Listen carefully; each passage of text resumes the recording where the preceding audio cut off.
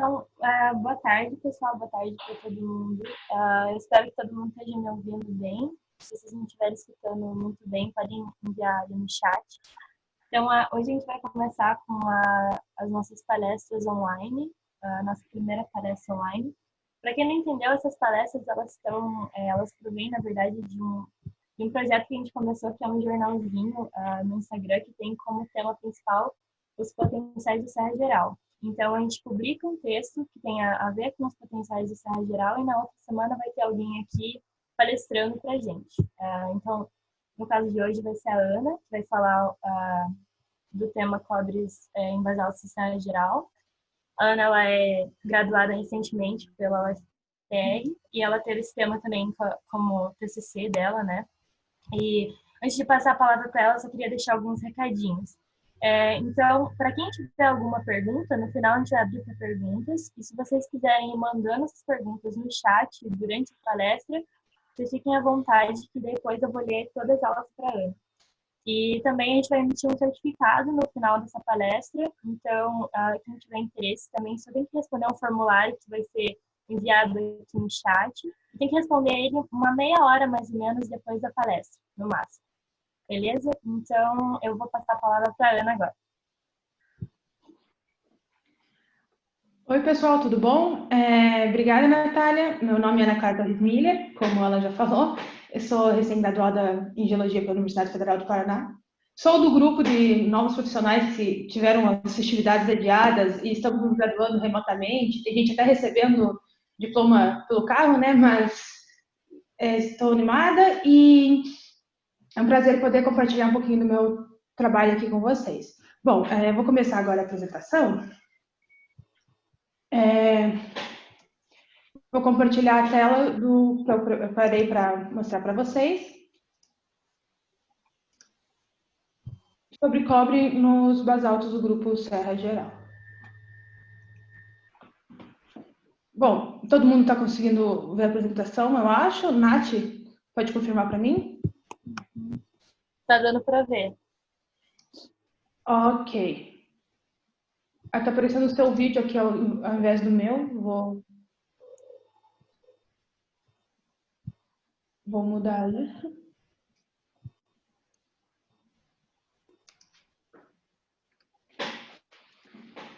Eu não estou aparecendo aí para vocês, né? Só um segundo, eu vou mudar.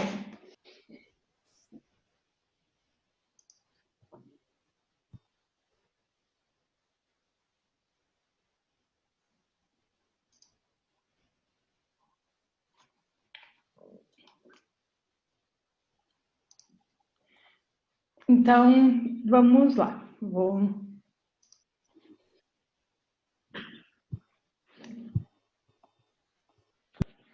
Acho que todo mundo já está aqui, né?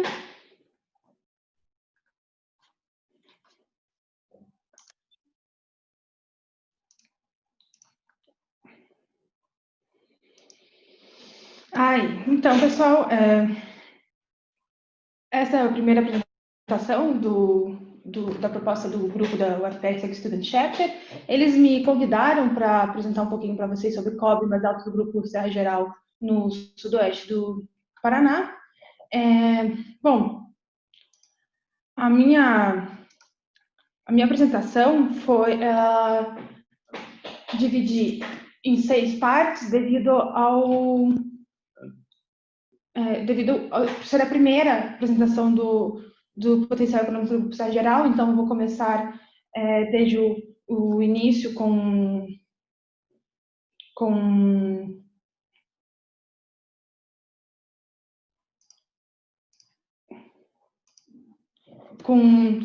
desculpa, eu tive um problema aqui. Com a justificativa econômica da busca de cobre no Serra Geral, é uma compilação das várias ocorrências semelhantes de cobre não sulfetado em LIPs ao redor do mundo, assim como em alguns exemplos daqui, e daí trazendo para cá o contexto geológico do Grupo Serra Geral na província indígena do Paraná. Depois eu vou falar um pouco sobre as ocorrências de cobre já descritas aqui e estudadas, as ocorrências de cobre no Sudoeste do Paraná que eu estudei e algumas considerações finais. Para isso, eu vou tirar só um segundo, eu vou tirar agora a notificação de quem entra.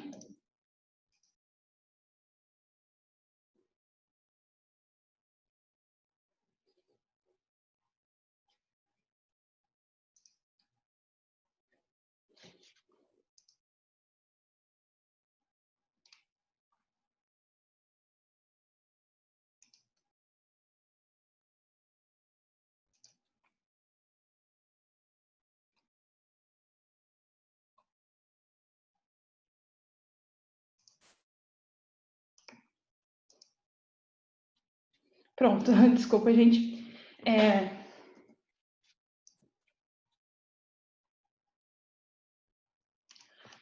Então, a justificativa econômica da busca de cobre em basaltos do grupo ACR geral. Dois pontos principais dessa justificativa é o crescimento acelerado do consumo de cobre, principalmente na fabricação de baterias elétricas baseadas em lítio. A consultora Roskill, em 2018, publicou um trabalho sobre o tema em que ela constatou que 4 quilos per capita de cobre são consumidos anualmente foram consumidos mundialmente em 2018, e a tendência é um aumento no consumo desse metal até 2035, como vocês podem visualizar aqui no gráfico. Bom, outro ponto também atrelado à justificativa econômica do cobre no CR geral são os novos métodos de processamento de minérios de baixo teor, que já estão sendo aplicados nos Estados Unidos, no Canadá e Austrália, que consistem na extração por bactérias do cobre nos basaltos. Bom, sobre agora a mineralização do cobre em basaltos ao redor do mundo. Desde o início do século passado, já são estudados e pesquisados alguns depósitos de cobre não sulfetados, que são preeminentemente de cobre nativo, crisocola, malaquita, alguns óxidos e também alguns óxidos e é da forma nativa, né? Bom, os principais trabalhos que eu utilizei para embasar a minha pesquisa, vou mencionar aqui rapidamente alguns deles. Começando por Lindgren, em 1911, ele estudou ocorrências de cobres com associação em zeólitas e rochas vulcânicas de diversas lips vulcânicas básicas, de Faroe Islands, Lake Superior, White Pine e até na província ígnea do Paraná. Ele estudou. Ele explica que os processos de mineralização de cobre associados às zeólitas são processos tardiomagmáticos e provavelmente de baixa profundidade. Em 1956, Cornwell, nessa linha de pensamento, continuou pesquisando vários lips ao redor do mundo e definiu 2 tipos de ocorrência principal desse metal em vulcânicas de grandes lips. O primeiro tipo é caracterizado pela cristalização disseminada de cobre nativo durante o resfriamento das lavas, e a segunda pela alteração epigenética com concentração do metal em porções porosas permeáveis dos ramos basálticos, como as amígdalas, brechas de topo e algumas fraturas e disjunções. Em 82, Jensen, estudando os basaltos de Faroe Islands, ele buscou a origem do metal cobre que era encontrado nas ocorrências. Ele postula, a partir dos seus resultados, ele interpreta que o cobre entra na estrutura cristalina de proxênios, da alunita, da titanomagnetita, substituindo o ferro, já nos estágios iniciais do resfriamento do magma basáltico. Mais recentemente, o trabalho do Laxman e Kumar é muito interessante. Eles focam na ausência de mineralizações sulfetadas na província de Deccan, de mineralizações sulfetadas de cobre na província de Deccan.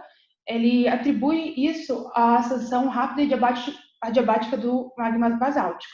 Ou seja, a ascensão do magma dessa forma o coloca no campo de insaturação de enxofre. Isso impossibilita a formação do excesso de enxofre necessário para a formação de sulfetos, consequentemente de depósitos sulfetados de cobre. Um outro trabalho o último trabalho que eu vou trazer para vocês do contexto mundial do ocorrências de mineralização de cobre em basaltos é o de Ivan e colaboradores, em 2006. Ele estudou alguns basaltos da província Yunnan, no sudoeste da China, e constatou que mineralização de cobre lá se dá por hidrotermalismo de baixa temperatura e saturado em enxofre, com fortes interações orgânico-inorgânicas. E eu trouxe essa figura, que é uma coluna estratigráfica dos estratos mineralizados dos depósitos de Zhaotong, no sudoeste da China. Aqui, como vocês podem ver, as camadas mineralizadas de cobre ocorrem sempre nos topos dos derrames e muitas vezes associada a betume. E isso é uma característica interessante porque é constatado esse tipo de ocorrência aqui no Brasil também, nos nossos basaltos. Agora, o contexto geológico da província Guiné do Paraná, em que está contido o grupo Serra Geral, que é o objeto de estudo da minha pesquisa e do tema de hoje, né? Vou falar então da província Guiné do Paraná. É uma LIP, uma Large Igneous Province, que se estende por mais de 1 milhão de quilômetros quadrados e compreende rochas formadas há 130, 140 milhões de anos durante o Cretáceo. Elas estão relacionadas a esforços tectônicos que precederam a abertura do Oceano Atlântico e são majoritariamente rochas básicas, muitas delas, na verdade, continental fluid basalt, e recobrem grande parte da bacia do Paraná. Aqui nesse mapa, a bacia do Paraná está representada pela cor cinza, e nós vemos o grupo Serra Geral com as cores verdes e rosa, sendo coberto pelos grupos sedimentares de Kaiowá, Bauru e alguns outros depósitos sedimentares. Então, o grupo Serra Geral. O termo grupo Serra Geral, eu vou explicar esse desvio agora, se refere apenas ao conjunto de rochas vulcânicas intrusivas rasas, né, os diques e soleiras que nós temos por aqui, no Brasil. Isso exclui as rochas que ocorrem no Paraguai, na Argentina, no Uruguai e o correspondente africano em Tendeka, e na Namíbia, da província Tendeka. Ela tem uma extensão bem significativa, vai do Rio Grande do Sul até o sul de Goiás, aqui no Brasil. Para falar um pouco da caracterização dessa província Guiné do Paraná, vou comentar da divisão geoquímica de Licht 2018 e Gomes e colaboradores 2018. Eles fizeram um tratamento estatístico de um grande número, um universo amostral, para definir 9 tipos de geoquímicos de rochas do Serra Geral, da província Guiné do Paraná, definindo-os a partir do conteúdo em sílica, titânio, fósforo e zircônio, assim como sua distribuição geográfica. Bom, aqui vocês podem ver como é a disposição dessas rochas na província Guiné do Paraná, na seção geológica do LIFT 2018, e eu vou utilizar as 9 tipos geoquímicos e as 2 subprovíncias que eles compõem, que é a subprovíncia sul e a subprovíncia norte, para poder explicar a evolução da PIP. Bom, começando que na concepção desses autores, existem 4 fases de magmatismo. A primeira seria com o magmatismo do tipo 4, básico, aqui na província centro-norte. Depois, seguido pela segunda fase, com o magmatismo do tipo 1S, na subprovíncia sul, e tipo 2, 3, 4 na província centro-norte. Isso já tendo vulcanismo ácido do tipo 3 e 14 no correspondente africano, onde hoje corresponde ao continente africano. Da terceira fase é caracterizada pela migração do tipo 1S para norte, sendo coberta pelos magmatismos do tipo 2, 3 e 4, e posteriormente pelo tipo 1CN. Essa fase termina com a extinção do magmatismo na subprovíncia centro-norte e com o início da deposição dos grupos Kaiowá e Bauru. A quarta e última fase do magmatismo da PIP é entendida como a do tipo S na subprovíncia sul, assim como dos tipos ácidos 9 Sudeste e 9 Centro-Sul. Bom, esse é o contexto geral da província, que culminou na montagem por LIT 2018 dessa seção geológica com quimio-cronoestratigrafia, e que se estende do Uruguai até o sul de Goiás. Bom, agora falando do cobre, especificamente no grupo Serra Geral. Porque eu comentei para vocês as ideias do cobre em litros ao redor do mundo. Agora, as especificidades, o que é específico daqui e o que nós podemos comparar, ainda é um quebra-cabeça que está sendo montado, digamos assim. Eu trouxe algumas peças principais que me ajudaram a basear a minha pesquisa. Primeiramente, citar que já em meados do século passado tem relatos da ocorrência de cobre em basaltos lá no Rio Grande do Sul, por Carvalho, num relatório técnico ao DNPM, em 1944. Castro e colaboradores, em 83, foi um trabalho também de conclusão de curso, descobriram que em 1968 houve 400 toneladas de minério lavradas na região de Realeza, sudoeste do Paraná.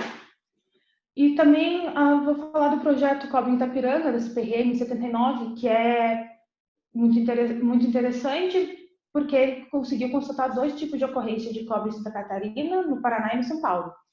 Bom, esses 2 tipos de ocorrência lembram um pouco a gente o que vimos com Cornwall em 1956 para diversas NIPs ao redor do mundo.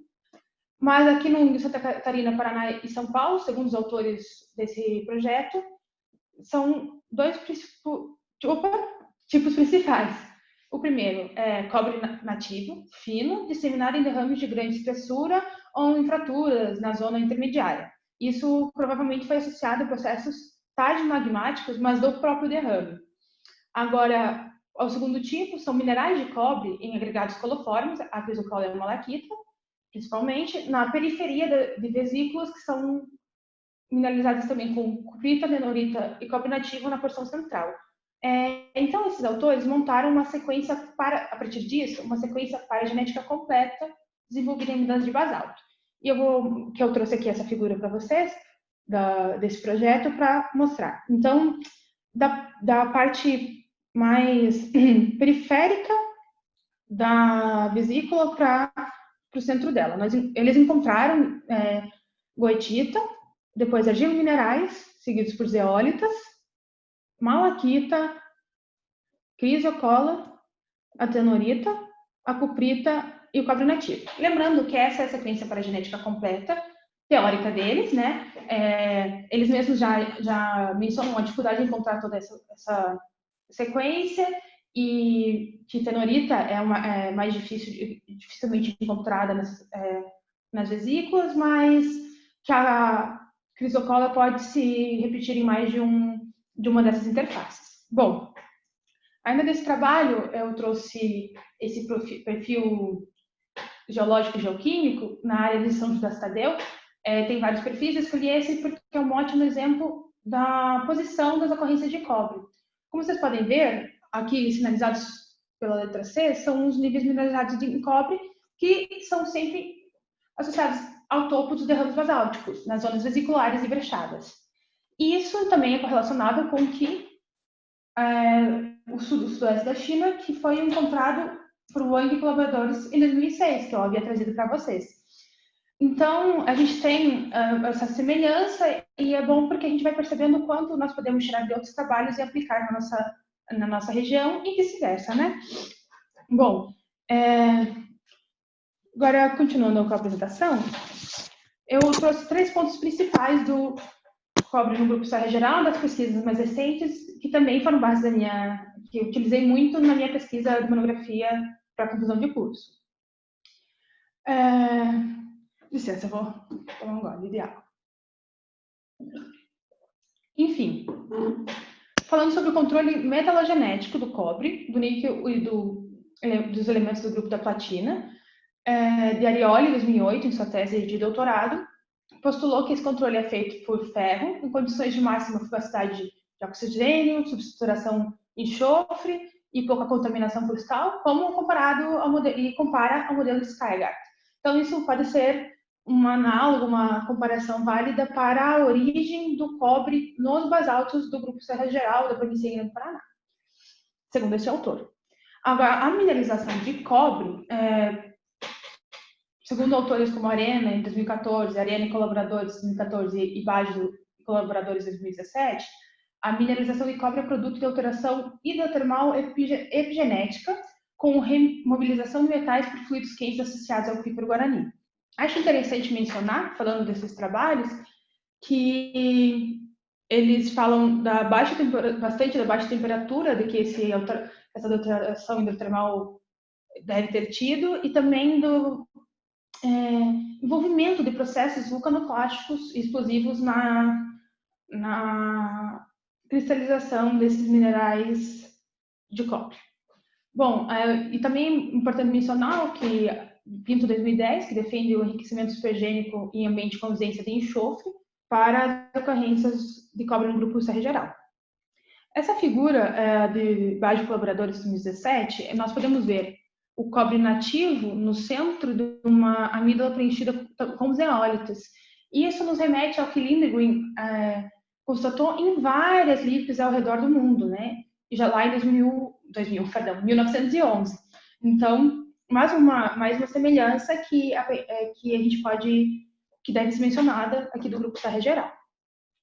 Agora, falando do Grupo Serra Geral, falar um pouco da minha pesquisa, da minha área, e que eu espero que seja uma contribuição para uma pecinha mais esse quebra-cabeça, que é são as ocorrências de cobre no Grupo Serra Geral, na província de Grande Paraná. Bom, meu trabalho, o objetivo do meu trabalho era a descrição e algumas discussões acerca da ocorrência de cobre em rochas de baixa sílica do sudoeste do Paraná, aqui aos arredores de Cascavel.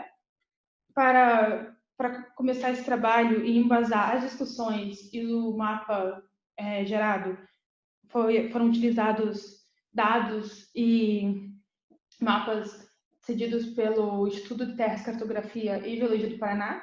A confecção desse banco de dados culminou na reunião de 6 amostras de mão, 20 lâminas fotográficas, 100 análises eletrogeoquímicas e 27 descrições de afloramentos, plotadas aqui no mapa, genericamente de triângulos, círculos e quadrados.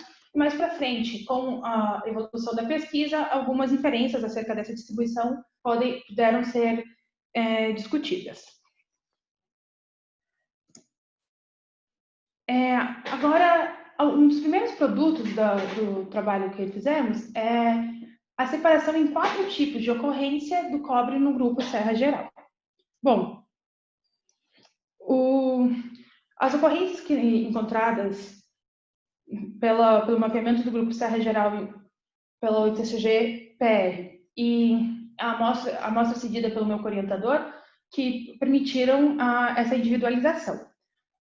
Então, falando dos tipos. O tipo 1 é caracterizado por carbonatos, silicatos, óxidos de cobre e o cobre nativo preenchendo amígdalas e basaltos, né?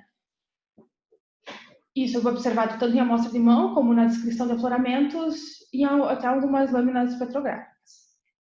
O tipo 2 é caracterizado por palhetas de cobre nativo, de até 2 centímetros, recobrindo fraturas e disjunções. Disso temos a amostra e também a descrição de campo. Então, eu vou mostrar daqui a pouco para vocês.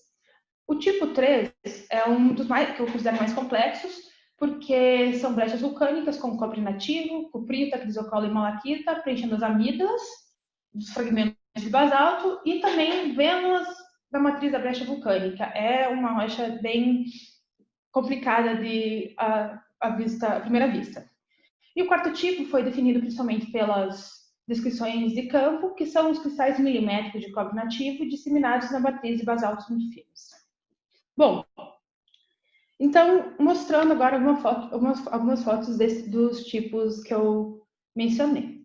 O tipo 1, como vocês podem ver nessa foto, é de uma amostra de basalto fanerítico fino e com amígdalas preenchidas ou não, e quando preenchidas podem ser por zeólitas e crisocola, como essas aqui, por exemplo, e argilominerais também, que provavelmente é celadonita, né?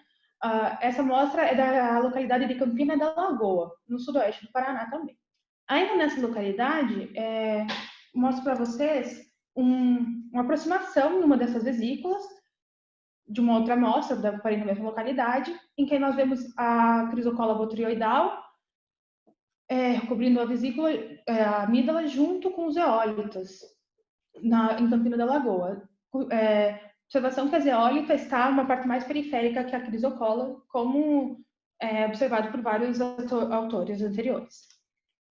Partindo para o tipo 2. O tipo 2, né, são fraturas com palhetas de cobre de até 2 centímetros, exemplificado perfeitamente por essa amostra, que é um plano de fratura com estrias, um plano de falha, né, com cristais de cobre nativo nessa cavidade aqui, como vocês podem ver esse cobre nativo, e às vezes ele é descrito até com hábito dendrítico nesses planos.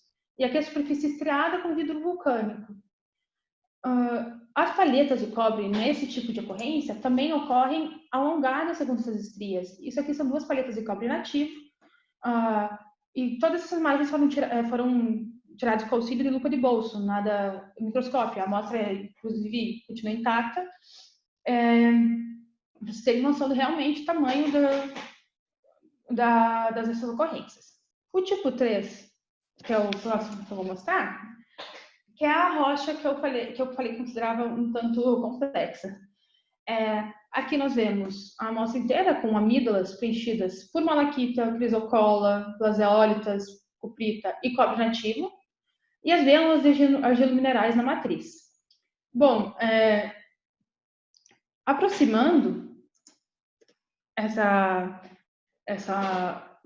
foto nessa amostra, nós podemos ver aqui as amígdalas irregulares nos basaltos, o contato com a matriz da brecha, as zeólitas também aqui preenchendo as amígdalas, a crisocola, a cuprita, e aqui até o cobre nativo é possível ver. Aqui também ocorre um pouco de azurita, porém alguma fase muito mais supergênica, muito mais tardia, só no topo das vesículas.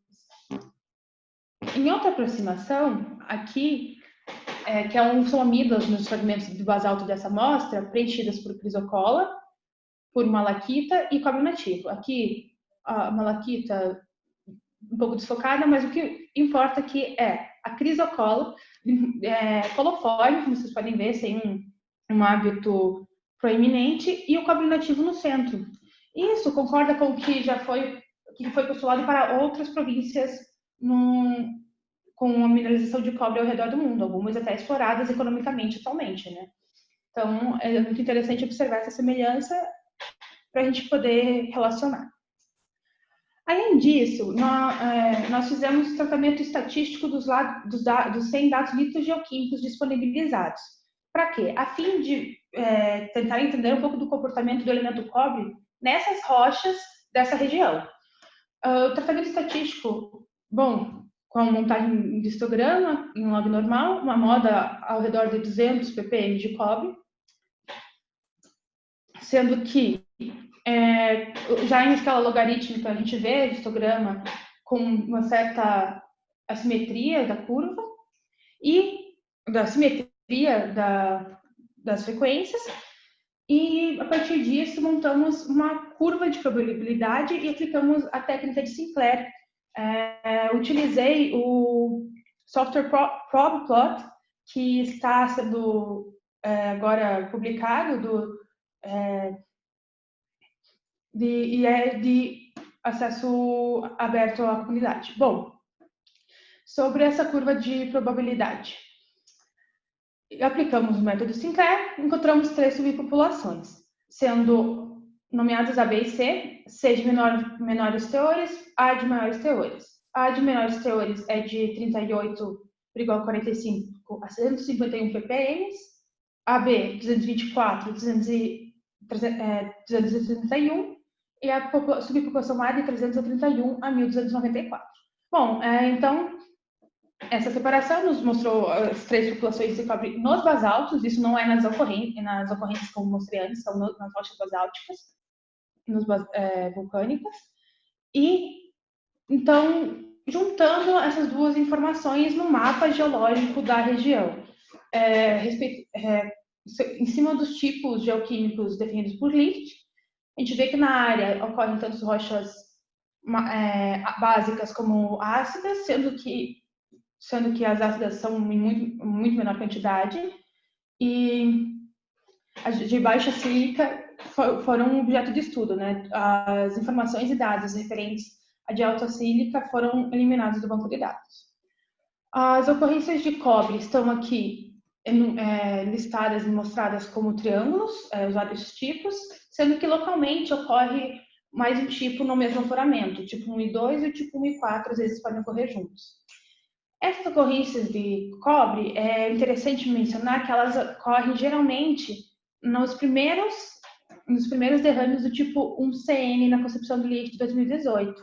Ou seja, é um horizonte preferencial para a mineralização de cobre, pelo que é observado nas inscrições de campo, no mapeamento dessas rochas e também pelo mapa. Bom, isso é interessante também comparar com o trabalho de Cornwall, 1956, pois ele disse que cerca de 30 províncias que ele estudou e compilou, metade delas tinham as mineralizações concentradas no mesmo nível estratigráfico, ou seja, algo que também nós vemos por aqui.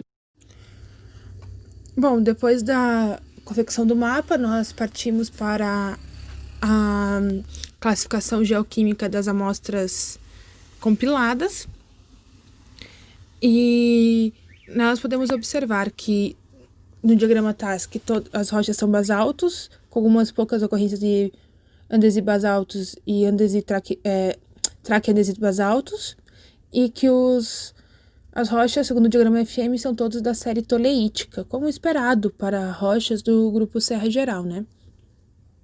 Bom, agora já nos diagramas de variação tipo Fenner, 2 pontos importantes que devem ser aventados é que o mineral fracionante provavelmente foi plagioclásio cálcico, e que os diagramas de titânio e ferro total nos indicam que a cristalização dos minerais opacos foi responsável pelo aprisionamento de cobre nessas rochas. Isso eu concordo com o que Arioli postulou em 2008. Interessante ver também o teor de alumínio, que é menor em rochas da subpopulação A e subpopulação B, que são as de maiores teores de cobre, ou seja, os magmas são menos luminosos, que deram origem a aos maiores teores de cobre da região. Já quanto aos elementos traço, o que nós observamos são dois pontos importantes. A primeira sendo a anomalia de chumbo, que é positiva, e o chumbo se comportando como um elemento semelhante ao cobre, né, no comportamento geoquímico. Isso pode nos indicar que ambos particionam para óxidos de ferro durante a cristalização do magma. Outro ponto também é a pouca contaminação crustal desse magma, indicado pela anomalia negativa de nióbio de praticamente todas as subpopulações.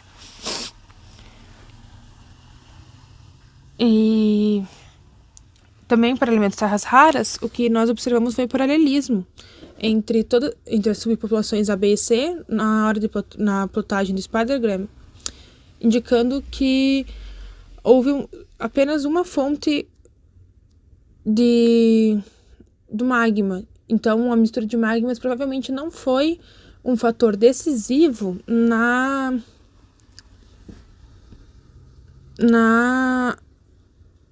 nas ocorrências de cobre da região, na mineralização de cobre dos maiores teores da região.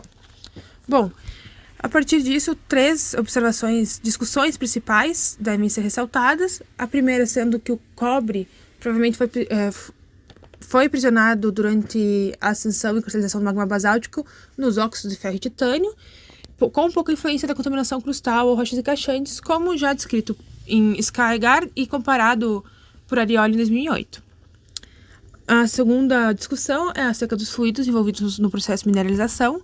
Esses fluidos seriam hidrotermais, de baixa temperatura e saturados em enxofre, que eles percolam os basaltos já resfriados, mobilizam o cobre presente nas estruturas dos minerais intracristalinas dos minerais opacos que compõem a rocha e carregam o cobre, né? A origem desse fluido, recorrendo à Arena 2014 em sua tese, que indicou que a água aquecida de aquíferos profundos é a fonte desse fluido hidrotermal. E a terceira discussão a terceira conclusão é: os elementos carreados por esses geofluidos, dentre eles o cobre, né, porque tem outros minerais que a gente viu que cristalizam junto, atingem as porções porosas das rochas vulcânicas, as cavidades, as juntas, até uma falha, né, e algumas brechas vulcânicas e vulcanoclásticas que sim existem nas rochas máficas do Grupo Serra Geral, e precipitam zeólitas, argilo-minerais, a cuprita, pisocola, malaquita e o cobre nativo. Observado isso em amostra de mão, descrições de afloramento e até em algumas lâminas. A precipitação dos minerais provavelmente pelo desequilíbrio físico-químico do fluido hidrotermal e possivelmente a atuação do processo vulcânicos explosivos. Isso é mostrado com aquela falha estriada com cobre nativo orientado do tipo 2 e também a brecha vulcânica do tipo 3. Então, são duas evidências fortes que corroboram o que já postulado por outros autores sobre o envolvimento dos processos vulcânicos explosivos. As considerações finais acerca do trabalho, da apresentação e que eu espero fomentar as perguntas acerca do tema são: a primeira é, seguindo a concepção de Bion, de 2003, de que o cenário econômico, ou seja, ao aumento da demanda de cobre, ao porte das mineralizações, das ocorrências, que são grandes, como vocês puderam ver,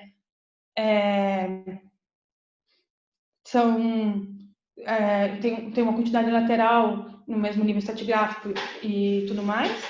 E também a presença de interesse econômico. Existem, segundo o Sigmine, né, requerimentos de pesquisa na área. Ou seja, isso nos permite, na concepção de Bion de 2013, chamar as ocorrências de cobre no Grupo Serra Geral do Sudeste do Paraná, não só de mineralização, como também de depósito mineral. A província íngreme do Paraná tem potencial econômico em cobre ainda a ser explorado. Isso não só que estou trazendo, é uma compilação de vários trabalhos e é algo que eu coloco aí para início da discussão. E, bom, o aprofundamento no estudo dos processos explosivos dos basaltos do Grupo Serra Geral como um todo pode nos ajudar a entender os controles desse tipo de mineralização, visto que há uma relação entre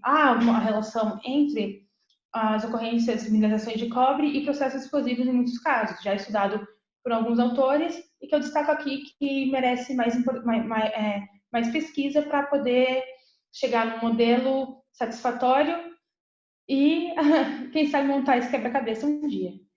Bom, aqui são as principais referências utilizadas na minha apresentação e na minha pesquisa.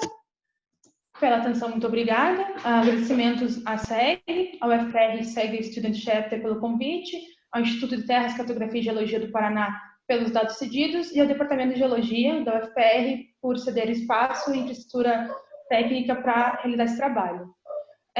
Meu contato está na tela, caso alguém julgue necessário. A Natália, acho que agora vai ler algumas perguntas e obrigada pela atenção.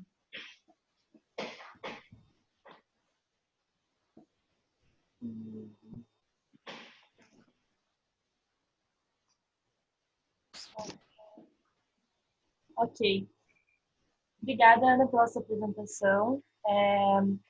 Eu queria agradecer em nome da SEG. A gente gostou muito de ter você palestrando. Você que já foi membro, né, da SEG há muito tempo.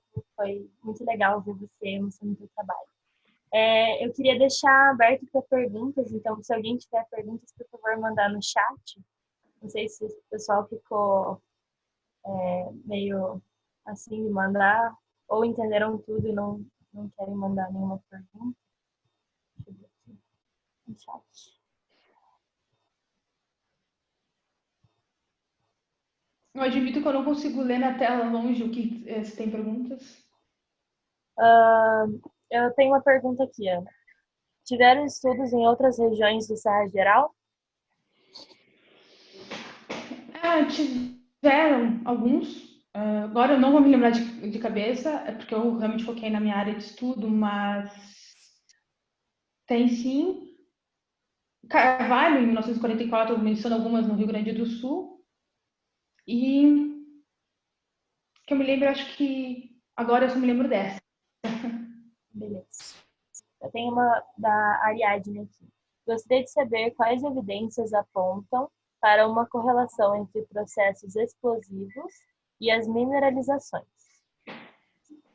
Então, vamos lá, eu vou falar um pouco do que eu encontrei e também no que eu me baseei, que foi o trabalho da Arena 2014 e a Arena e Colaboradores 2014, que também esmiuça isso na região também.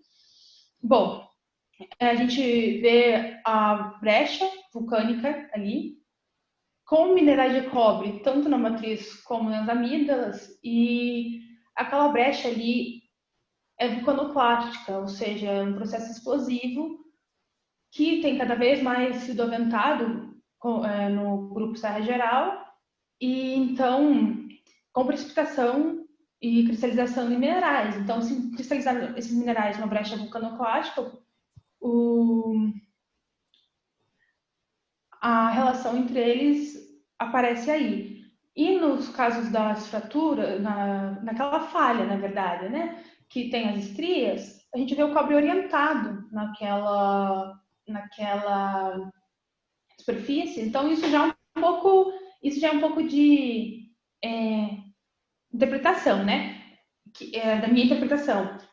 Por exemplo, aqueles blocos de basalto teve movimentação e associada ao cobre orientado, então algo explosivo, algo com grande força para que ocorresse essa movimentação relativa. E pode ser também algum processo explosivo mencionado encontrado no grupo Serra Geral. Não sei se foi suficiente na minha explicação.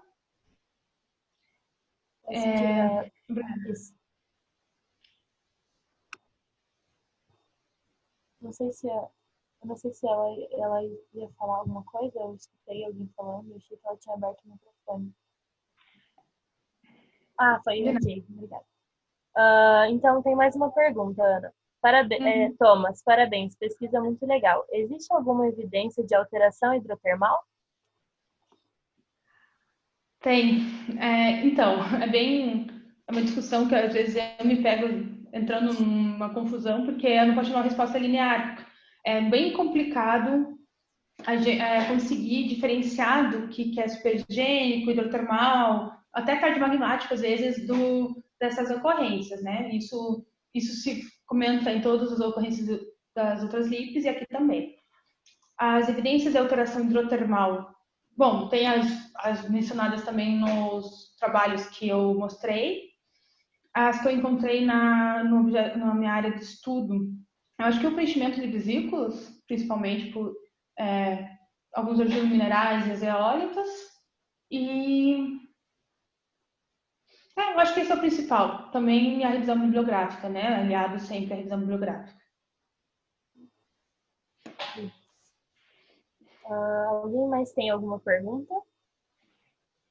De nada.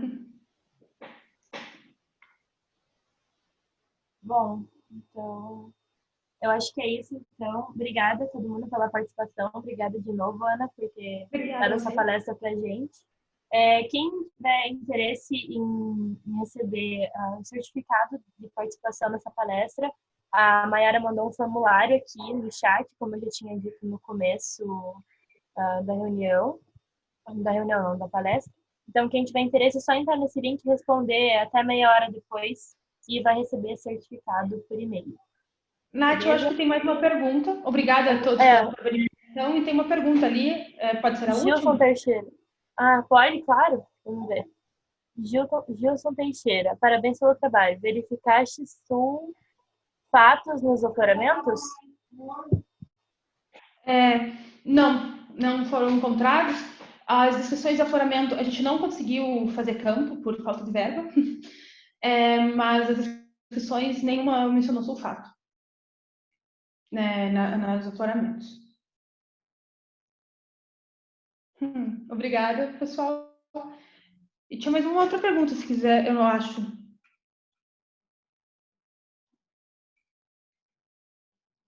Não, era só uma observação. É um comentário dela aqui só.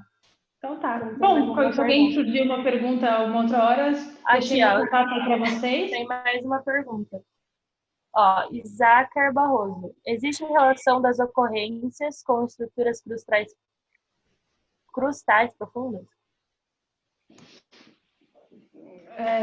Você pode repetir que travou aqui? Desculpa. Existe Vou ler de novo relação, aqui. existe relação das ocorrências com estruturas crustais profundas?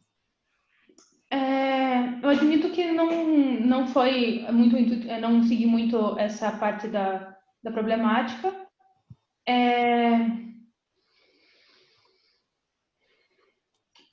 Eu acho que não. Então, bom, como eu disse, eu não pesquisei a fundo isso, mas à primeira vista, não. Pelo menos pelo que eu vi pela geoquímica e exame biográfico. Talvez a geofísica possa ter alguma influência nisso, tem alguns trabalhos na área.